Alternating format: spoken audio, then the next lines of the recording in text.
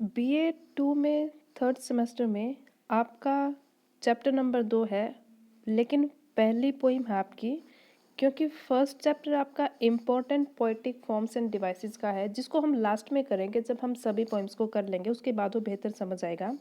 बच्चों, sonnet 18th 18वां ये Roman पद्धति में नंबर दिया हुआ है, रिटन बाय विलियम शेक्सपियर, एक बहुत ही फेमस सोनेट है। बच्चों, सोनेट होती है आपकी 14 लाइन्स की जो पोइम्स है, उसको हम कहते हैं सोनेट। और सोनेट के भी टाइप्स होते हैं, जिसे हम फर्स्ट चैप्टर में भी एक आपका टॉपिक आएगा कि सोनेट होता क्या है, उसकी डिटेल वहाँ दी गई है। तो उससे पहले हम इस पोइम को कर लें, इस सोनेट को कर लें। देखिए, इस पोइम को करने के बाद हम इसके एक्सरसाइज पर जाएंगे, इसके क्वेश्चन आंसर हैं या फिर इसमें इस चैप्टर में आपके ग्रामर का कौन सा टॉपिक दिया गया है, वो हम बाद में देखेंगे। आज के लिए हम अभी पोइम स्टार्ट करते हैं। तो बच्चों, पहली लाइन है, shall I compare thee to a summer's day. Poet कहते हैं, क्या तुम्हारी तुलना करूं मैं गर्मी के एक दिन से। समर्स डे, बच्चों अपोस्ट्रोफी एस है, यानी summers day, day of summer, यानी गर्मी के एक दिन से। बच्चों, कोई भी पोइम करने से पहले हम पहले पोइट के बारे में थोड़ा जान लेते हैं। और पोइट का, किसी भी पोइम का एक बैकग्राउंड होता है, क्योंकि जहाँ वो रहे, जिस माहौल में रहे, जो उनका देश रहा, जो भी उनका वातावरण था, जैसा माहौल था, उस हिसाब से उनकी मानसिकता रही होती है और उसी हिसाब से वो लिखते हैं। बात है विलियम शेक्सपियर की। ये इंग्लिश राइटर थे, इंग्लिश ड्रामेटिस्ट थे। इन्होंने ड्रामा लिखा है, इन्होंने पोएम लिखी है, इन्होंने बहुत बड़ा योगदान दिया है इंग्लिश लिटरेचर में। The greatest dramatist of English literature. ये इंग्लैंड के रहने वाले थे। इंग्लैंड में बच्चों आपको पता है ज़्यादातर गर्मी वहाँ पर मई के महीने में आती है, और ज़्यादातर मौसम रहता है वहाँ ठंडा है, बर्फ़ का मौसम रहता है। यानी इतने घरों में इतनी बर्फ़ वहाँ पड़ जाती है, उनके सामने इतनी बर्फ़ जम जाती है कि छतों पे एक अलग रास्ता उनको रखना पड़ता है कि वहाँ से वो निकल पाएँ। हर जगह एक जैसा नहीं है, लेकिन मोस्टली मोस्टली इंग्लैंड में आप देखेंगे कि ठंडा वातावरण रहता है। तो उनके लिए गर्मी का मौसम आना वैसा ही है जैसे हमारे इंडिया में, स्पेशली नॉर्थ इंडिया में सर्दियों में धूप का जो मतलब है, इंग्लैंड में गर्मी की धूप का वही मतलब है। तो जी पहली लाइन में पोइट कहते हैं, shall I compare thee to a summer's day. Poet अपने दोस्त के बारे में कहते हैं, ये क्लियर नहीं है कि वो फीमेल दोस्त थे या फिर मेल दोस्त थे, ये डायलेमा की सिचुएशन है। अब उनकी खूबसूरती का वर्णन इस सोनेट में है, क्या तुम्हारी तुलना करूं गर्मी के एक दिन से। यानी जैसे सर्दियों में हमारे यहाँ धूप निकलती है, बड़ा सुहावना मौसम होता है, वैसे ही इंग्लैंड में गर्मी के मौसम में थोड़ी बहुत धूप निकलती है तो कितना सुहावना रहता है, वैसे ही सुहावने आप हो। नेक्स्ट है, thou art more lovely and more temperate. बच्चों, टेम्परेट का मतलब है बैलेंस्ड, यानी जो इंसान बैलेंस में है, ना ज़्यादा गुस्सा, ना ज़्यादा प्यार, ना इधर ना उधर, एकदम बैलेंस पर्सनैलिटी। नेक्स्ट है, rough winds do shake the darling birds of May. मई के महीने में खिलने वाले बर्ड्स मतलब कलियाँ, मई के महीने में खिलने वाली कलियाँ, उनको क्या होता है, ये रफ विंड्स, तेज चलने वाली हवाएं मई के महीने में खिलने वाली कलियों को शेक करती हैं, उनको झंझोर देती हैं।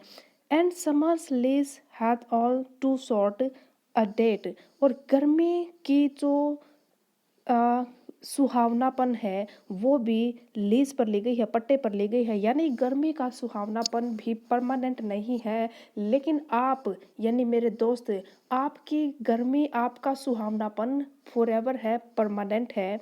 नेक्स्ट है, sometime too hot a the eye of heaven shines. कभी कभी हेवन मतलब आसमान से कंपैरिजन की गई, यानी स्वर्ग की बात करते हैं तो हम आसमान की तरफ देखते हैं कि उधर स्वर्ग होगा। Heaven shines, the eye of heaven shines, स्वर्ग की आंखें चमकती हैं कभी कभी। टू हॉट, आप कह सकते हैं स्वर्ग की आँख का मतलब है सूर्य, यानी सूर्य भी कभी कभी बहुत तेज चमकता है, बहुत ज़्यादा धूप होती है, यानी उसमें बैलेंस नहीं है। And often is his gold complexion deemed, और आमतौर पर सूरज का जो गोल्ड कॉम्प्लेक्शन है, यानी उसकी सुनहरापन है, उसकी धूप है, वो डिम हो जाती है, मंद हो जाती है। लेकिन ऐ मेरे दोस्त, इसमें इनडायरेक्टली मतलब कहा गया है कि सूर्य को हेवन की आई से कंपेयर किया है, यानी स्वर्ग की आंख यानी सूर्य, उसकी भी चमक डिम हो जाती है, कभी बहुत तेज चमकती है। लेकिन ऐ मेरे दोस्त, इनडायरेक्टली मीनिंग है कि तुम बैलेंस में हो। जो सब नेचुरल थिंग्स में बैलेंस नहीं है, वो बैलेंस तुम में है। And every fair from fair sometime declines, कितना भी खूबसूरत कोई क्यों ना हो, कितनी भी खूबसूरती क्यों ना हो, चाहे वो प्रकृति की है या किसी इंसान की या किसी भी बारे में है, वो डिक्लाइन हो जाती है, एक ना एक दिन वो फेड हो जाती है, एक ना एक दिन वो घट जाती है। बाय चांस और nature changing course untrimmed, nature भी बदल जाती है, टाइम के साथ सब कुछ बदल जाता है, ट्रिमिंग अनट्रिम्ड। लेकिन आप यानी फेयर यूथ, वो अनट्रिम्ड है, वो परमानेंट है। By but thy eternal summer shall not fade, लेकिन आपकी जो समर है वो कभी फेड नहीं होगी। यानी सर्दी में आ, सर्दी के बाद जो समर आती है उसमें जो सुहावनापन है, ऐ मेरे दोस्त, आपका सुहावनापन कभी फेड नहीं होगा, वो परमानेंट होगा। आगे है, nor lose passion possession of that fair youth ost, nor shall death break thou wanderest in his shade। अब अपने दोस्त के बारे में पोइट कहते हैं कि मौत भी तुम्हारा कुछ नहीं बिगाड़ सकती, मृत्यु भी तुम्हें मार नहीं सकती, मृत्यु से भी तुम्हारा कुछ हार्म नहीं होगा। क्यों? when in eternal lines to time thou growest, क्योंकि टाइम के साथ तुम ग्रो करोगे, टाइम जैसे बीतेगा, एटर्नल मतलब परमानेंट, फॉरएवर जो कभी खत्म ना हो, उसके साथ तुम ग्रो करोगे। कैसे? So long as men can breathe or eyes can see. अब पोइट कहते हैं अपने दोस्त के बारे में कि तुम्हारा मौत भी कुछ नहीं बिगाड़ सकती। और क्यों नहीं बिगाड़ सकती? क्योंकि पोइट कहते हैं so long as men can breathe, जब तक इंसान सांस लेंगे, और आइज कैन सी, या जब तक आंखें देख सकती हैं, सो लॉन्ग लिव्स दिस, तब तक मेरी पोएम जिंदा रहेगी, तब तक मेरी पोइट्री में तुम जिंदा रहोगे। And this gives life to the, और जब ये पोइम में तुम जिंदा रहोगे तो मेरी पोइम को पढ़कर लोगों की बातों में, लोगों की आंखों में, लोगों के द्वारा तुम जिंदा रखे जाओगे, और मेरी पोएम में तुम हमेशा के लिए जिंदा रहोगे। बच्चों, ये आज की पोएम थी। इसके बाद हम थोड़ा पोइट के बारे में जानते हैं। विलियम शेक्सपियर, आप देख सकते हैं 1564 में इनका जन्म हुआ, 1616 में इनकी डेथ हुई थी। और ये एलिजाबेथन एज से रिलेट करते हैं। इंग्लिश लिटरेचर में कई सारे एजेस में हिस्ट्री को डिवाइड किया गया है, और ये एलिजाबेथन एज के सबसे फेमस अपने ड्रामेटिस्ट थे, पोइट थे। कौन? William Shakespeare. उसके बाद हम देखते हैं नेक्स्ट पेज पर थोड़ी डिटेल दी गई है आपके पोइट के बारे में, उसको आप पढ़ लेना। आप इसका स्क्रीनशॉट ले सकते हैं। मैं इस अब जितने भी मेरे वीडियो आएंगे, मैं हर एक वीडियो में जो भी मैं पढ़ाऊंगी, जो मैं करवाऊंगी, उसका पीडीएफ का लिंक आपको डिस्क्रिप्शन में मिल जाएगा। आप वहाँ से पीडीएफ डाउनलोड कर सकते हैं, या फिर आप स्क्रीनशॉट ले सकते हैं, वो भी आपके लिए ईजी रहेगा। अब देखिए, इसमें नीचे लाइन है राइम स्कीम, ABABCDCD EFEFGG। ये बच्चों राइम स्कीम है। राइम स्कीम होता क्या है? हम वापस पिछले पेज पर जाएंगे। देखिए, लास्ट में किसी भी पोएम के सेंटेंस के लास्ट में बाद में है डे यानी ए, बाद में है नेक्स्ट लाइन के लास्ट में है टेम्परेट, इसको हम बी कहेंगे।